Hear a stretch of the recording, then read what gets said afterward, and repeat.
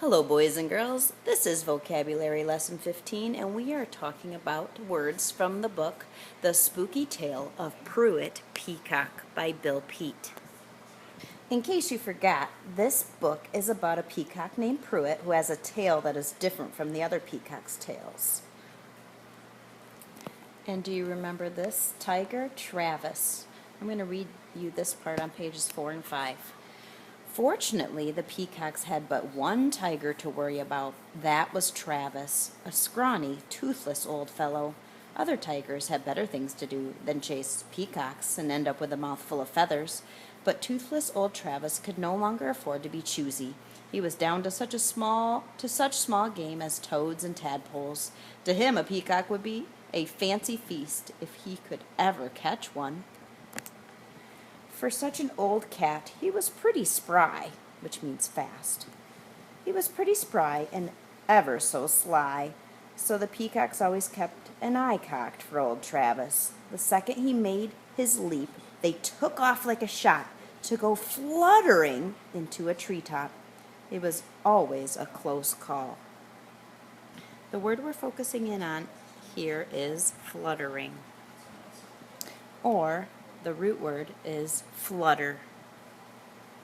Flutter means to wave or flap rapidly, which means quickly. To wave or flap rapidly.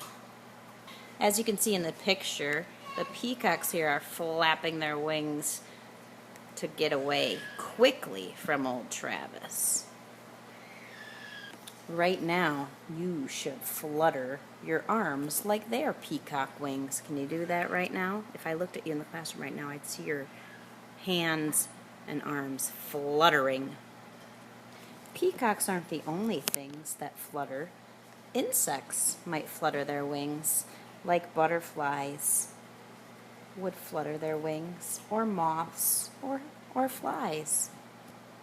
But that's not all. Sometimes people flutter their eyelashes. You might do that if you have a piece of dirt in your eye, or sometimes when cartoon characters fall in love, they flutter their eyelashes at another person. Why don't you try fluttering your eyelashes right now? But that's not all. A flag could flutter too. Do you know what might cause a flag to flutter? Of course you do. The wind blowing could make a flag flutter. Remember, flutter means to wave or flap rapidly.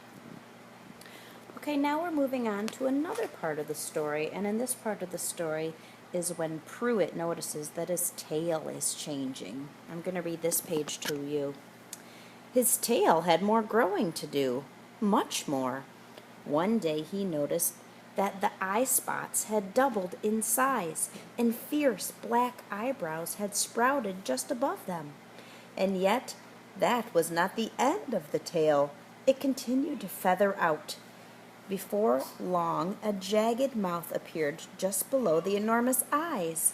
Then finally out sprang a pair of feathery arms with wildly clutching claws. Our next word we're focusing in on is clutch. And clutch is related to this word, clutching, where it says, then finally out sprang a pair of feathery arms with wildly clutching claws. Clutch means to grab or hold tightly. When have you clutched something or seen someone else clutching something? I've seen a few things being clutched before. I used to have a dog, and she would pull very hard on the leash, and I would have to clutch the leash to make sure the leash didn't slip out of my hands, because if it slipped out of my hands, my dog would run away, and it would be very hard to get her to come back. So I clutched hard. Now, that means I grabbed or held tightly onto the leash. I've seen someone else clutching something. I think it's kind of strange. Some people, instead of putting their dogs on leashes, they put their dogs in a backpack, and they put their kids on a leash. That is pretty silly. But I bet this person is clutching onto that leash tightly so the child does not get away. Here's what the dog has to say. Moving on, we're going to another part of the story. This is where the peacocks told Pruitt he needed to leave. And he decided that he will stay and keep his tail. And the other peacocks chase him. Now listen to this sentence. By zigzagging in and out through the trees and darting under bushes and ferns, Pruitt managed to dodge his pursuers. Pursuers are the ones chasing him. Pruitt managed to dodge his pursuers. The word we're focusing in on is dodge. What do you think dodge means based on that sentence I just read you?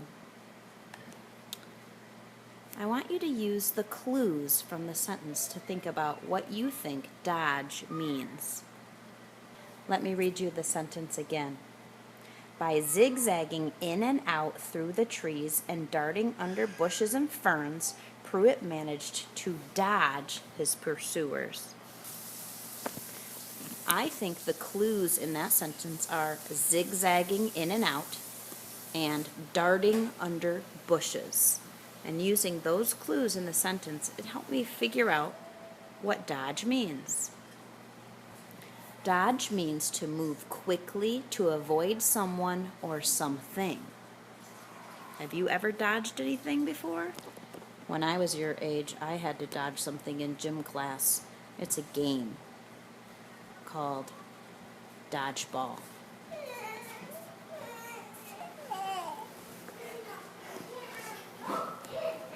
Now when we played dodgeball, kids threw balls at each other from across the gym.